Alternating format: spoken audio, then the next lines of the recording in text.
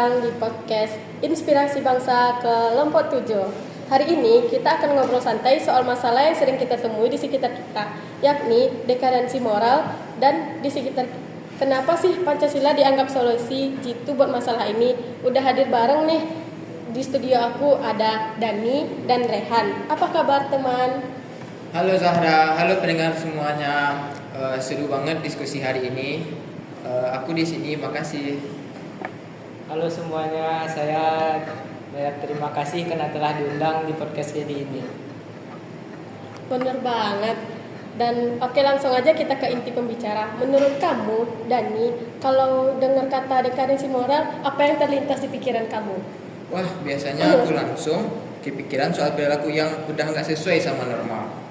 Misalnya kurangnya rasa empati, bahkan bullying di sekolah atau kampus. Itu contoh konkret yang sekarang makin sering ditemui. Setuju banget Dani. Aku nambahin, sharing juga lihat makin hari makin banyak anak muda yang cuek sama lingkungan, individu, dan gampang banget metode perbuatan salah. Kadang miris juga sih kalau dulu ingat kita kerjain selalu soal gotong royong, sopan, tapi sekarang malah sering dilupain. Iya ya, kayaknya makin kesini perubahan terjadi sangat cepat. Tapi Indonesia itu unik loh, karena punya Pancasila. Menurut kalian kenapa Pancasila itu bisa jadi solusi problem untuk moral seperti ini? Menurutku karena kelima sila Pancasila itu bukan cuma teori, tapi pedoman yang kalau dipraktekkan benar-benar bisa memperkuat moral masyarakat.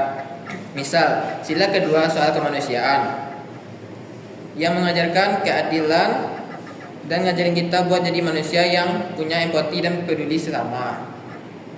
Iya, dan sila ketiga persatuan Indonesia itu bikin kita sadar pentingnya menghargai perbedaan dan kompak sesama bangsa. Gak gampang terpecah belah sama isu-isu sara atau konflik yang kadang dibesar-besarkan. Setuju banget. Tapi menurut kalian kenapa implementasi Pancasila di kehidupan sehari-hari masih minim? Banyak orang paham teorinya, tapi praktiknya gimana?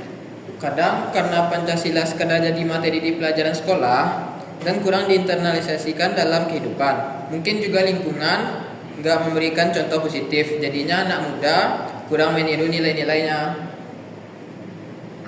Selain itu, arus informasi media sosial yang tidak terkendali bikin banyak orang yang gampang kebawa tren negatif tanpa filter dan tanpa kesadaran untuk melanggar nilai moral. Padahal sadar nilai Pancasila itu lebih baik bijak dalam bersikap dan berpendapat.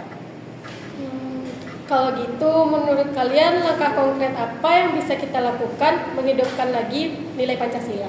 Yang paling dasar mungkin dari diri kita sendiri, misalnya jujur di segala situasi, nggak nyontek, nggak nyebar, gosip, dan nggak suka main hakim sendiri. Terus aktif dalam kegiatan sosial kayak gotong royong atau volunteer. Aku tambahin nih, penting juga buat kita sedikit mengingatkan untuk beretika kepada teman-teman, keluarga terdekat. Bikin konten positif dan media sosial pun jadi cara keren buat menyebar nilai-nilai Pancasila di kalangan anak muda. Wah, keren. Kasih dong contoh nyata dari pengalaman kalian yang menunjukkan penerapan nilai Pancasila. Aku pernah jadi relawan di komunitas peduli lingkungan. Di sana kami kerjasama tanpa memandang latar belakang. Itu menurutku contoh langsung dari sila ketiga dan kelima, persatuan dan keadilan sosial. Kalau aku pernah mengalami di kelas saat ada konflik, tapi akhirnya bisa diselesaikan dengan cara bermusyawarah. Kami belajar menerima pendapat yang berbeda. Selain itu, sejalan dengan pendapat yang berbeda, sila keempat dan tentunya mendapatkan sopan santun. Wah, inspiratif banget. Terakhir, pesan singkat buat para pendengar supaya agar nggak cuma tahu Pancasila, tapi benar-benar menjalani dalam sikap sehari-hari.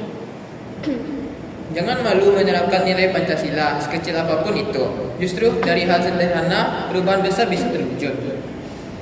Kalau dari aku bangga jadi bangsa Indonesia artinya menjadi moral kita. Jadilah teladan mulai dari lingkungan terkecil. Makasih banyak Dani dan Rehan. Semoga obrolan kita hari ini membuka wawasan dan memotivasi teman-teman semua.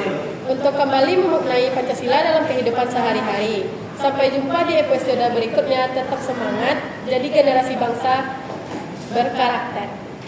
Teman-teman.